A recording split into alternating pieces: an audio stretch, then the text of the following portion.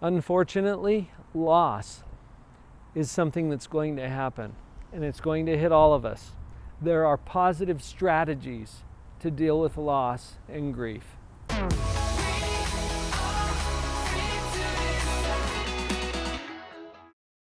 Tim Hansel said it this way: pain is inevitable. Misery is optional. I like that for a lot of reasons. When Tim said that pain is inevitable, here's the thing with relationships.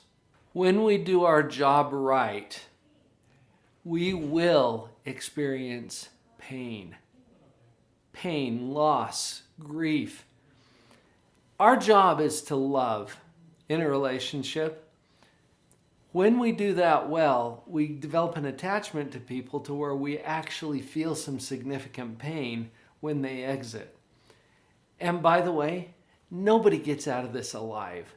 Have you noticed? Hopefully that's not bursting your bubble. You kind of already knew that. We have a mortal human existence going on that has a predictable exit strategy, and that is death. Death creates loss for those of us who remain.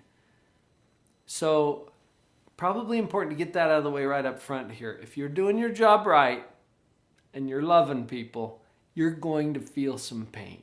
Maybe you're already experiencing it and you're in the middle of it right now. Maybe it's something that has started to heal for you. Maybe it's about to happen and you don't even know it yet. We all get to deal with it. So, positive strategies to deal with loss and grief start with giving yourself permission to feel whatever you're going to feel. You're never wrong about how you feel. How are you supposed to feel when someone who is close to you passes or when you experience a significant loss? Well, you're supposed to feel sadness and grief and pain. That's how it is. So let yourself feel whatever you're going to feel. Now, a little caveat around that, because some people will tell you, oh, you're supposed to feel this or that. Everybody has their own experience with this. So whatever you're feeling is perfect for you. Allow yourself to feel it. Give yourself permission and space to feel whatever it is that you're feeling, and that will facilitate the healing process. Feelings change. So don't worry about getting stuck here. You won't be. You're going to move on to something else. Feel whatever you're going to feel here and now. Something that I've said to so many clients, and this might be reassuring to you as well. You're not as crazy as you feel. Center on that for a moment. You're not as crazy as you feel. You're having a normal reaction to an abnormal event in your life. Abnormal means abnormal for you. It's not abnormal for the human race. We experience these things consistently and collectively. It happens to everyone.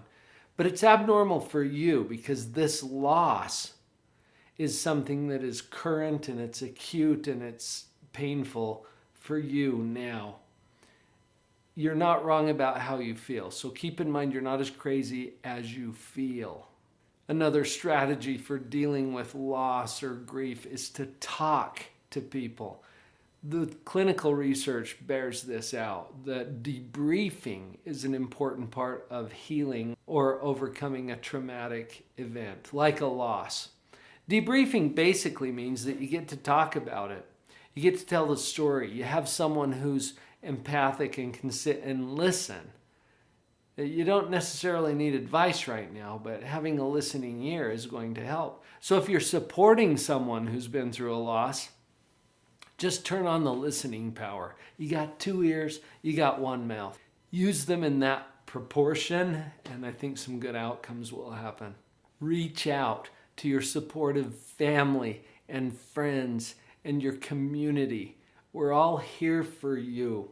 We've got your back, and there are people all around you who will be willing to listen. Take a chance to express what it is that's on your heart and mind. That's part of the healing process. Another great strategy for dealing with loss is to take good care of yourself. You won't necessarily think about this because when you go through a loss, you're distracted by all kinds of other things. You might forget to eat a meal occasionally or to exercise. You might not even feel like doing that. These are exactly the things that are going to sustain you through this difficult time. So whatever it takes to make sure that you're getting enough sleep, that you're getting regular exercise, that you're eating well, and that you have time to quiet your mind and do some prayer and meditation, those things have been shown through clinical research to support the healing process and is a much more powerful and positive strategy for dealing with the loss. Keep in mind as you go through this that the reason it's painful to you is because of all of the positive and pleasant memories or experiences that you shared with that person or in the context of your loss. Find a way to memorialize or capture the memories. If you've already got pictures, bring them together in some kind of an album. If you have a journal, sit down and spend some time writing through some of your memories. It's good, by the way, as you're doing this exercise, to recall the things that you fondly and lovingly miss, and some of the things that you're not going to miss because, well, it irritated you when they're around too. It's okay to capture both. In fact, that's kind of a healthy way to approach this. Find a way to get it down on paper or to record your voice sharing some of these memories or to put up videos or pictures in a place where you can come back to it and have that be a collecting place for memorializing or remembering what it is that the loss signifies for you. I think I'll close this particular episode with an acknowledgement to a friend of mine who has such a positive approach to life. He's from the islands, from the Bahamas. He shared with me a very wise piece of advice. His advice was, you know, when someone passes, we go down to the florist, we buy a bunch of flowers, we fill the room up with flowers as we commemorate a life and mourn the loss of someone who has passed. He suggested, why not give them flowers while they're still living? Why not give them flowers while they're living? I know that it's too late for those who have already passed. I get that. And you can apply some of the other tips. None of our relationships are permanent in the sense that they're not going to die. Either they will die first or we will die first. That's all we know about that. The timing, all of the details, that's something that we'll find out eventually. Look at some of the relationships that still exist in your life. Even though you've been through a loss, you've got current, active, living relationships. Give them flowers while they're living. Whether that means actually buying flowers from the florist and presenting it to them, which is not a bad idea, or whatever the equivalent is of giving them flowers while they're living. You know all the nice things we say about people at a funeral. Can we say them now? Can we say those things now while they're still alive? Can we handle the thank yous and the I love yous now? Instead of waiting until a time when we're like, oh, I wish I would have. Give them flowers while they're living. Great strategy. It's good to know that we're not alone in this. And I bet you know someone else who could really benefit from having this conversation. I hope that you'll share this video with them.